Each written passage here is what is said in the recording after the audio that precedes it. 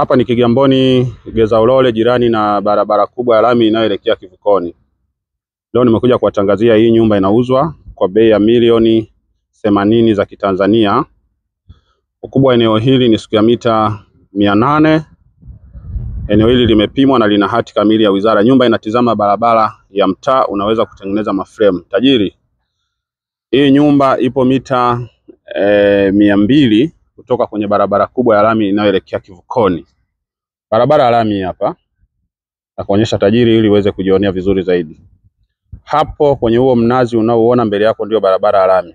Hapo daladala ilikopita, hiyo ndio barabara ya lami inayoelekea Kivukoni. Nyumba yetu ni hii hapa. Hii nyumba imejengwa kwa ramani ya kisasa, vyumba vitatu, viwili master, sebule, dining pamoja na jiko. Na hapa nakupeleka ndani ili uweze kujionea vizuri zaidi. Tajiri, unaweza ukajenga mafremu kwa mbele hapa kulingana na nyumba yetu hii inatizama barabara ya mtaa. Umeona barabara mtaa ni hapa kama unavyoona. Hapa tunaelekea ndani ili uweze kujionea vizuri zaidi.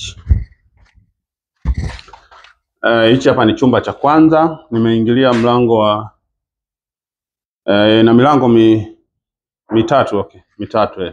Hiki ni chumba. Hiki hapa ni choo cha public. Hiki hapa ni chumba master ambacho ni kikubwa. Umeona madirisha mawili. Master hapa.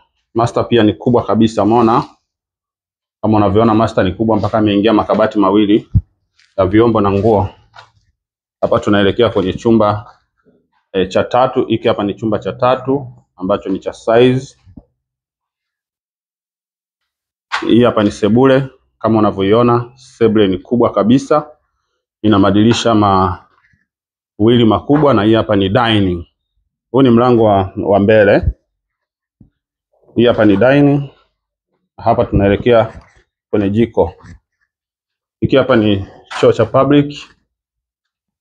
Hili hapa ni jiko. Hili hapa ni jiko kama unavyoona. Na huu ni mlango wa kutoka nje. Kwa bei ya milioni 80 unakuja kujipatia hii nyumba inayopatikana Kigamboni Geza Ulole, jirani na barabara kubwa ya lami inayoelekea Kivukoni. Lakini pia nyumba hii kama unavyoona, umeme umeshaingia ndani, imeshapigwa plaster bado nje, pamoja na kuendelea na marekebisho mengine. Lakini pia hii ni neighborhood ya nje. Hii ni barabara mtaa, unaweza kutengeneza maframe. Nyumba ipo mazingira mazuri ambayo hayakaliwi na maji. Hapa ni Kigamboni Geza Ulole, jirani na barabara kubwa ya lami. Karibuni sana Kigamboni. Asanteni kwa kunisikiliza.